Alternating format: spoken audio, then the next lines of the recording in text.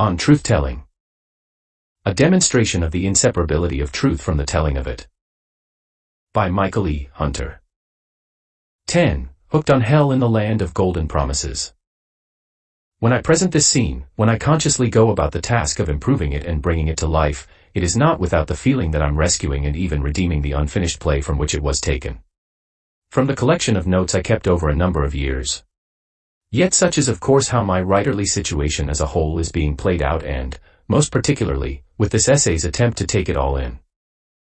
This admission, the one of trying to redeem my failed career as a writer, brings to mind yet another that should be made, or at least I think should be made and judged more sophisticated. Just thinking this admission should be made is of course yet another complication, which is that of a doubt or hesitation.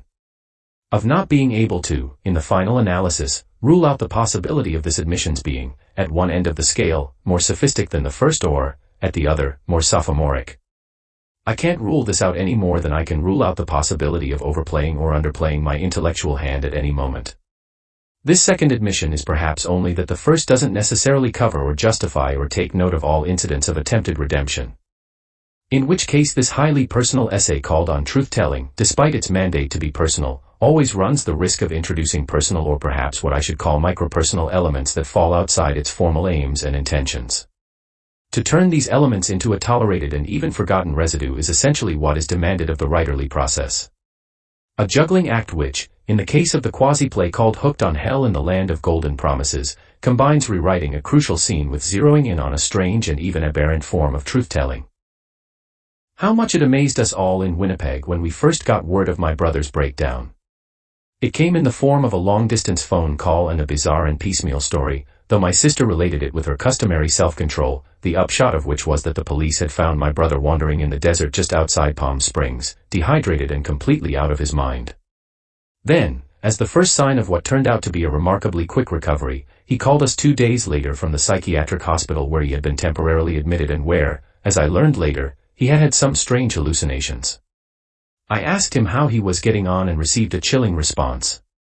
In a matter-of-fact voice he told me that, although he had just been through hell, he knew there was a God and Jesus Christ was his savior. After he was released from the hospital and sent back to Winnipeg, I had the chance to hear the full story. One of my first reactions was to lose faith in the explanation that had come from the examining doctor by way of my sister and blamed his psychosis on LSD flashbacks. To be sure, I had no reason to think that drugs weren't a contributing factor, just as I had no reason to think that some comparable experiences, heat stroke while spending time with Charlie at the beach, talking to a Christian fundamentalist who ardently believed in the devil, and experiencing an earth tremor while sleeping on the 10th floor of a high-rise, hadn't broken down some of his defenses. But the more I talked with my brother, the more I became convinced that something more fundamental was lurking below even the most disturbing and dramatic of these psychical shakeups. Something that he was hardly conscious of and yet was heavily freighted in a moral sense. Something that had to do with purging himself of certain lies and deceptions that had accumulated and threatened to fall on his head. Something that ended up running its course perversely because truth-telling itself had lost its head. How else to characterize this usually vaunted principle and practice, this thing called telling the truth, when it is totally oblivious to consequences and fixed upon one point to the exclusion of all others? When it swells up at one particular instant and bears itself painfully in much the same way a boil does that needs to be lanced. When it tries to justify itself simply by claiming that it arises out of a good intention. And when it cannot relate this intention to any other, good or bad, save the one it is meant to nullify or offset. The presumably evil intention that my brother attributed to Charlie when she repeatedly threatened to tell Laura about the adulterous relationship between her and Sutton, this was, according to him, what was behind his precipitous act of forestalling her by doing it himself and, as he insisted, provided its justification. That he should finally take the initiative and remove this threat by acting as he did seemed to him an unshakable point of honor. His thinking on the matter, so far as I could determine it, and so far as it was thinking, was that Laura would be spared the worst if she got the news from him. That is, from a presumably calm rational brother as opposed to a hysterical vindictive woman. As far as his own complicity goes, both in terms of being Sutton's collaborator and party to the deception, it simply didn't register. Or at least nothing he told me bore any sign of his feeling culpable in the area where most people would have seen the greatest culpability. In truth, he had been practicing the art of deceiving women for some time, and so, with respect to what Sutton was up to, he was obviously not in a very strong position. What further weakened it and ultimately made it untenable was the close relationship between him and Sutton, both on and off the job, as well as the perks and favors the latter had bestowed on him. It won't do to think that I can explain my brother's irrational behavior in its entirety. Perhaps I should have been more mindful of this when I was trying to deal with it as a playwright. Then I would have seen that the devil on stage doing commentary was all wrong. I would have at the same time been more sensitive to what was truly required, namely, a portrayal of the sort of reasoning that goes off the rails well before the first signs of psychosis.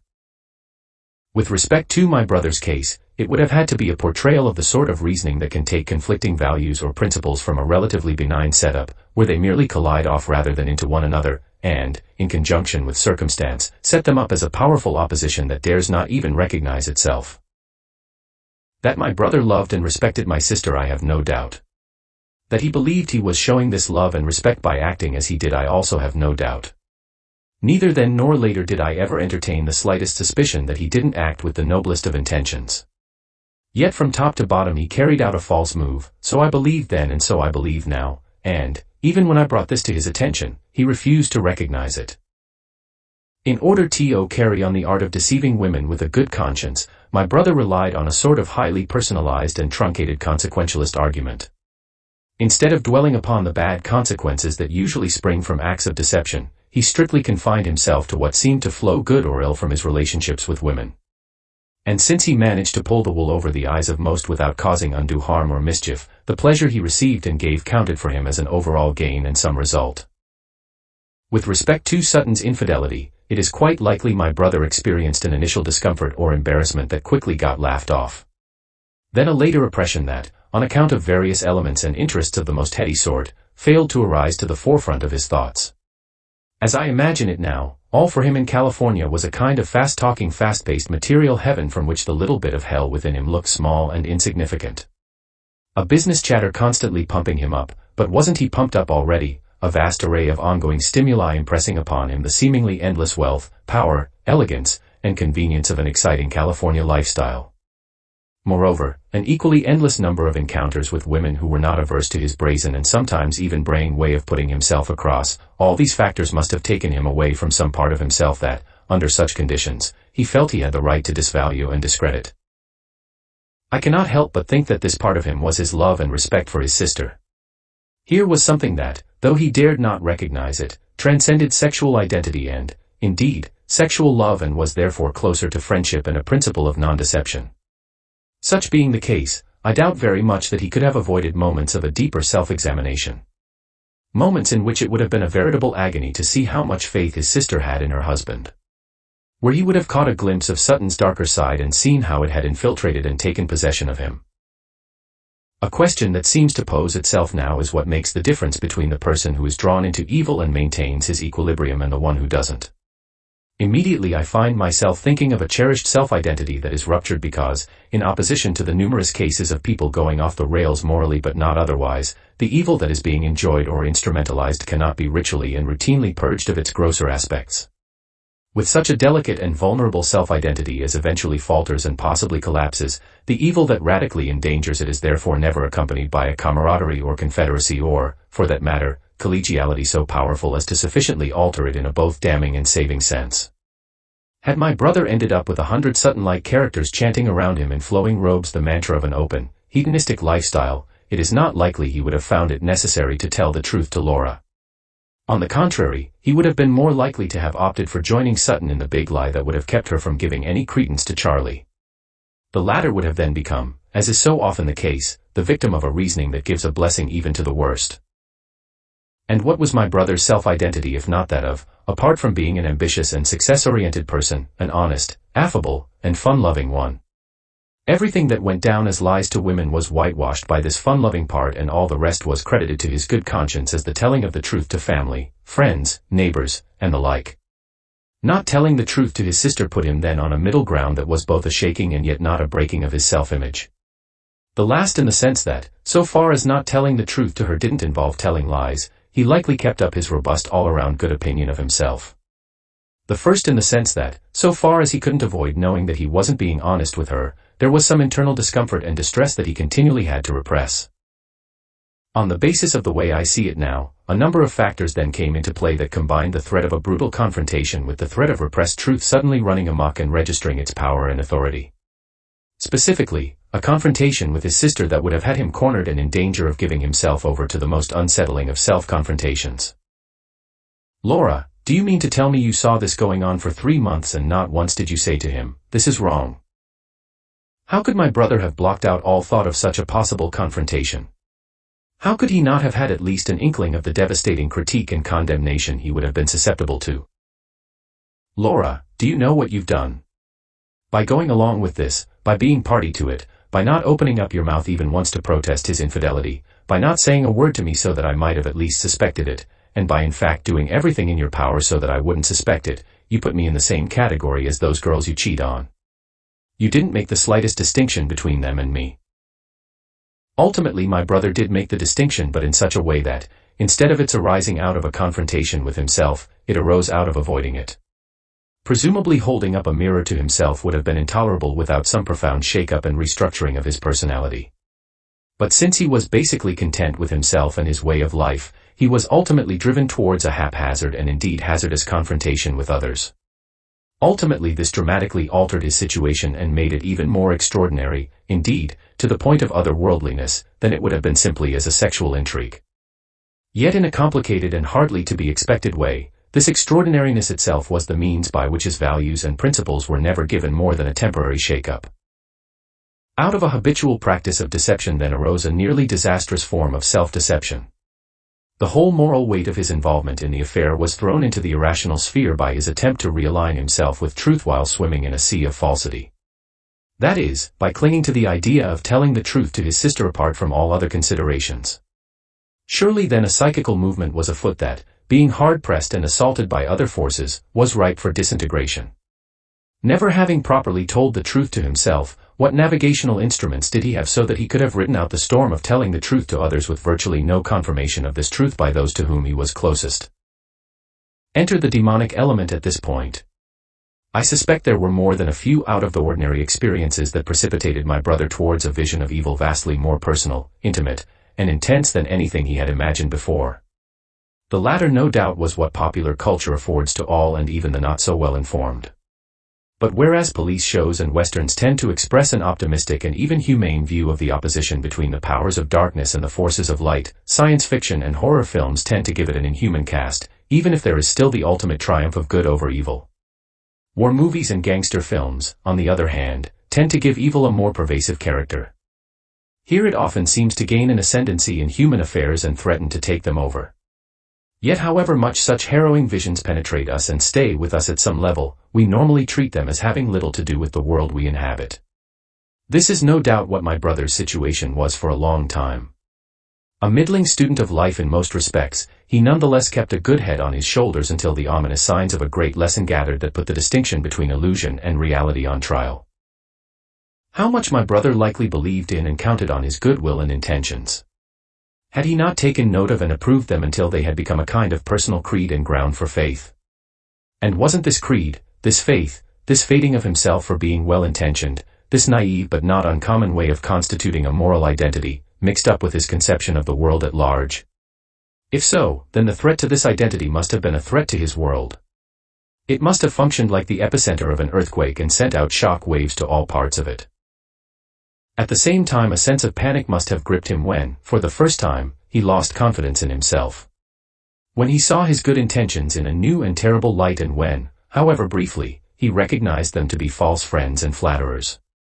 Then it must have come as a strange sort of relief when, taking his anxiety out into the world, he met with all the signs of a far greater malignancy.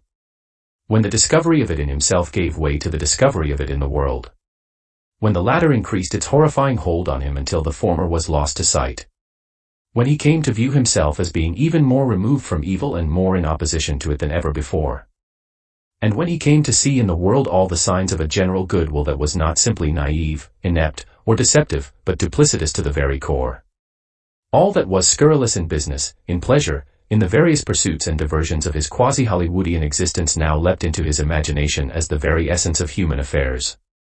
Rapacity, exploitation, deception, collusion, betrayal, vengeance, all these elements came to the fore as primary characteristics of the world whose greatest feat was to appear otherwise.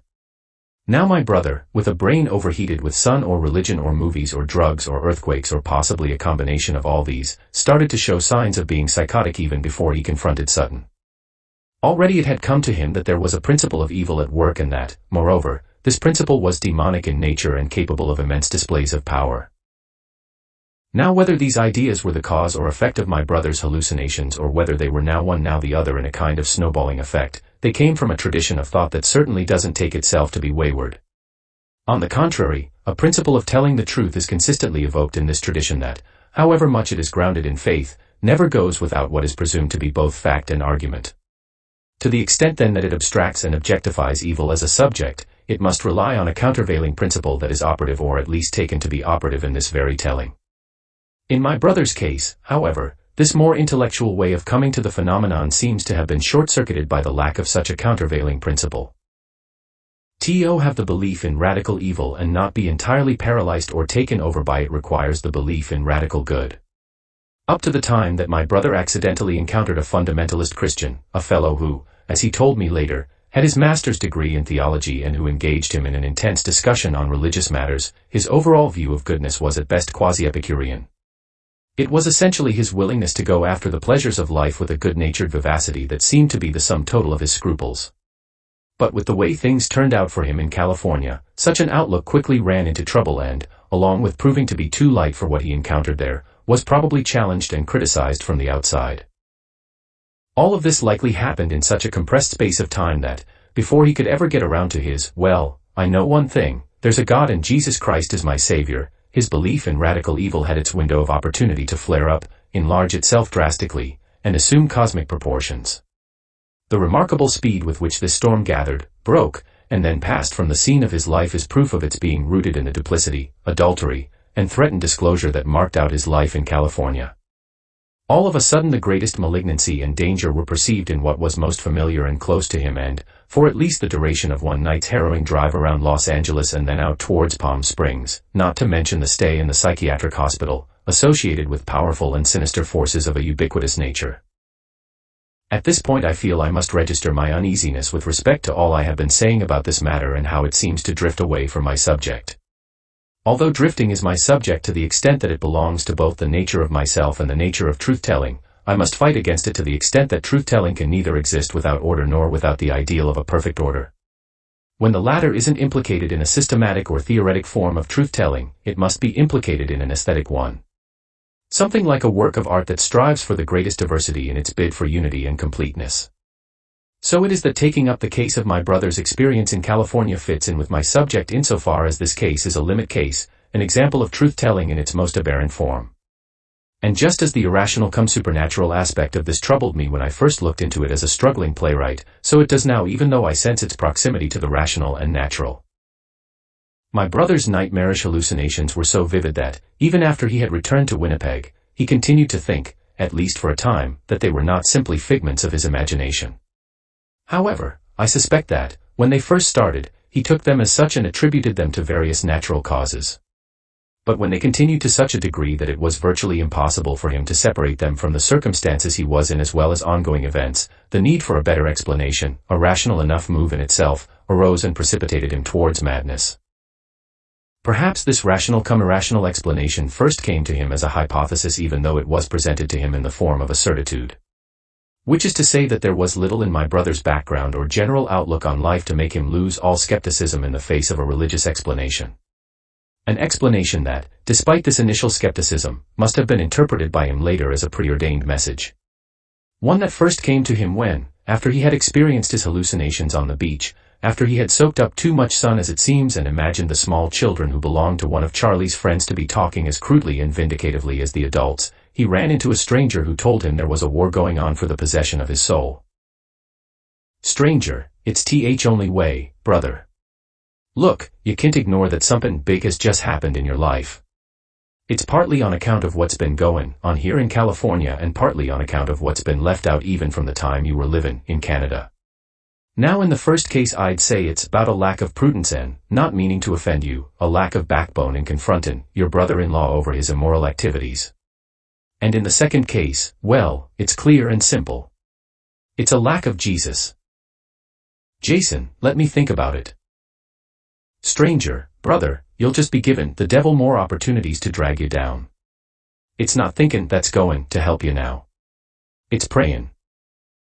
One thing I tried to recapture in my dramatic reconstruction of the telephone call to Palm Springs is that he was so severely shaken and upset by the turn of events that he broke down emotionally. It was in this state of mind that he left Charlie's apartment, drove around Los Angeles for several hours, and, as his turmoil subsided, reasoned his way into madness. True to the theologian's words, things had gotten worse and with such lightning speed that his normal life was now being lived like a nightmare. Not so easy was it then to think of the hallucinations on the beach as one thing and the hallucinatory-like call to Palm Springs another. Nor to think that what was closest and most familiar to him had not become implicated in a general evil whose range and power, not to mention its source, had only begun to be revealed to him. When danger is merely a possibility, however remote, it is enough to make us imagine it, under certain circumstances, breathing down our very necks. Usually we can escape the rising terror by taking the necessary steps to change our situation or our perspective. In my brother's case, however, neither one nor the other was possible in that, once he had become lost, once he had begun to suspect that people were giving him wrong directions, that they were doing so willfully, that their intention was malicious, that supernatural forces were at play here and elsewhere, and that, finally, even his car was under their control, he was effectively lost every other way. For it was then that terror struck him not simply as a response to a perceived threat or imminent danger but to the growing awareness that an enemy was abroad so powerful and uncanny as to be able to peer into his very soul, play upon his worst fears, and undermine his innermost defenses. Gone then all faith in some technical or psychological way of stemming the tide of horrific feelings. As the belief in being hopelessly trapped pulled into its orbit the evidence of this and as the evidence accumulated and turned belief into objective truth, he was thrown from the realm of natural explanations into the realm of supernatural ones. If the first onslaught of terror, like a vast wave, threw up supernatural explanations and washed away natural ones, it must have also carried all other thoughts out to sea. Driving about for stretches like a maniac or lapsing into a zombie-like state, ranting and raving in his dementia or crying and sobbing in his delusions, how did my brother manage to keep control of his car except by reflex and conditioned response? But no matter how much this held good for him, surely he would have broken down while he was driving around in the city and possibly ended up in the hospital much earlier than he did if it weren't for some mitigating factor. Some fortuitous incident or other that came along even in the depths of his despair and even when he suffered from the full horror of knowing that hell had risen from the ground and taken over the city, its nightlife, its environs, and the dark sky overhead where prayers failed to ascend. When there was no doubt in his mind that every person he asked or might think to ask for directions was a subtle and conniving agent who had betrayed his humanity at the behest of the devil. When he envisioned the same fate for himself and, panic-stricken, tried to outrun it. When his frenzy would have either exhausted him and rendered him comatose or else sent him careening off the road.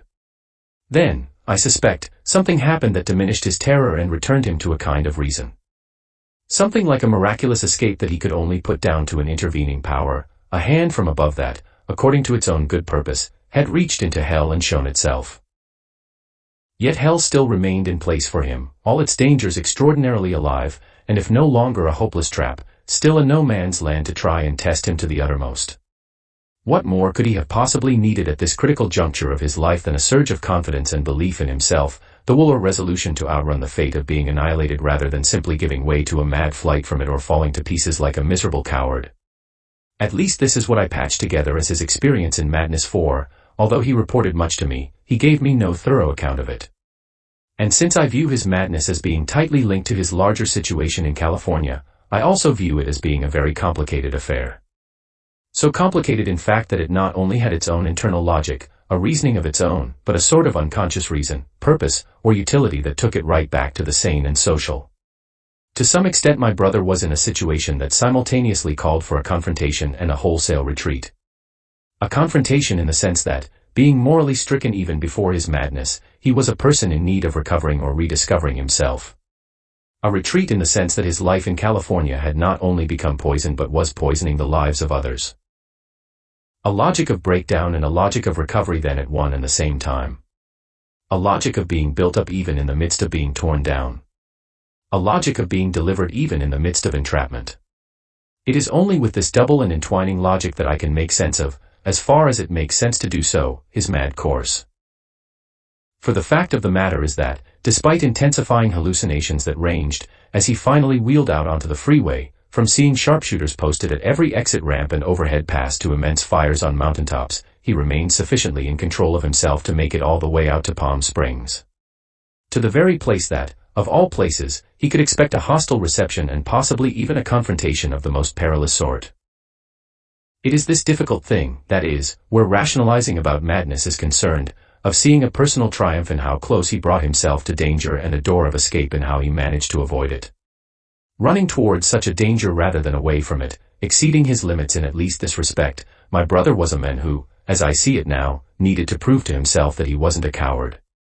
Given such factors as that he had a natural tendency to exaggerate, that Sutton, a man who possessed guns and knew how to use them, didn't require a lively imagination to be considered dangerous, and that, as I suspect, my brother had even gone so far as to identify him with the devil, it was surely no small thing for him to rush headlong in the night towards the center of hell.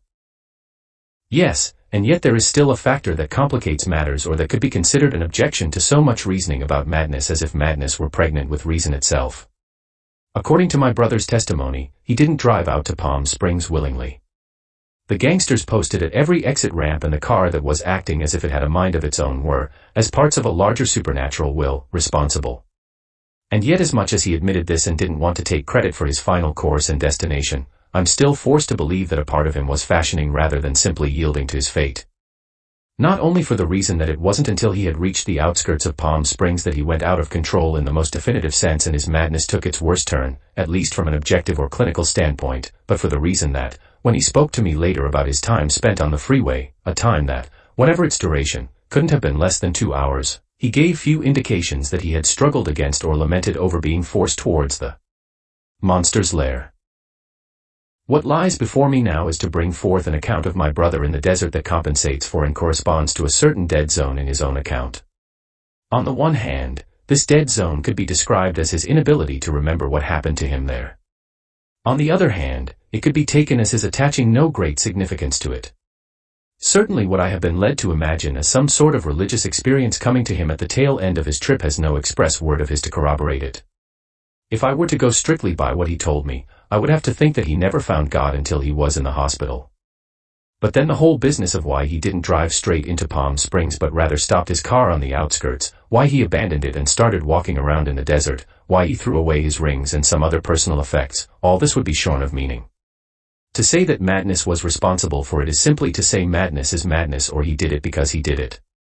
But for one such as myself who neither believes that the rational is heaven nor the irrational hell but that the two put together can form either one or the other, my brother's slipping into an even deeper state of psychosis followed both the internal and external logic of his madness. Or rather the two of them coming together when, as the sun rose over a desert landscape, as demonic impulsions were driven out by divine ones, the reason for coming to Palm Springs as unconscious act of putting himself to the proof was completely transformed into the act of escaping reason as the devil's very own instrument.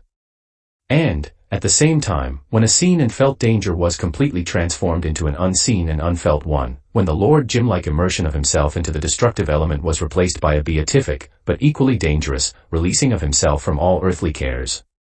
So did my brother go out in the desert as I imagine it, and so did he weep and pray and fall on his knees and know a gratefulness and joy such as he had never experienced before.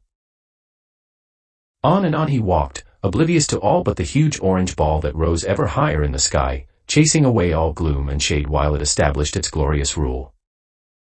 By the time my brother was picked up by the police, he was dehydrated and totally incoherent. The sun, the very same sun that caused him to have hallucinations on the beach only the day before, had turned not so surprisingly into a punishing God or else a confusion between God and devil. Its resplendent light had turned into torturous and life-threatening heat, its gracious presence an unbearable burden, its life-giving power an engendering of scorpions, snakes, and other desert creatures.